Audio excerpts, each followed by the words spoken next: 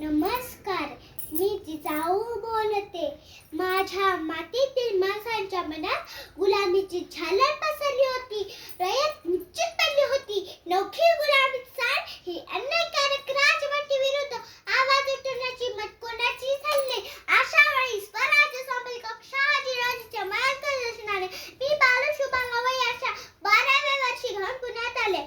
सोबत होते ते जॉबवरचे सहकारी आणि स्वराज्य निर्माण करण्याचा निर्धार.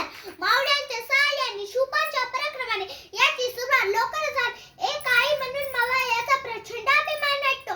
स्वराज्याची स्थापना झाली, रेश सुखाने जगू लागली. पण माझ्या या शुभावर ह्या स्वराज्यात संकटे घालण्यात आली. अफझल खान, शाहिस्ते खान, पुरंदरचा वेढा आणि औरंगजेब अशा एक संकटा माझा प्लूक पुरून उडला. माझा शुभा छत्रपती झाला. मी जिजाऊ म्हणून एकच विनंती करते की आपणही आपल्या मुलांवर शुभांसारखे संस्कार करा आणि घराघरात शिवाजी घडवा. जगदंबा जगदंबा.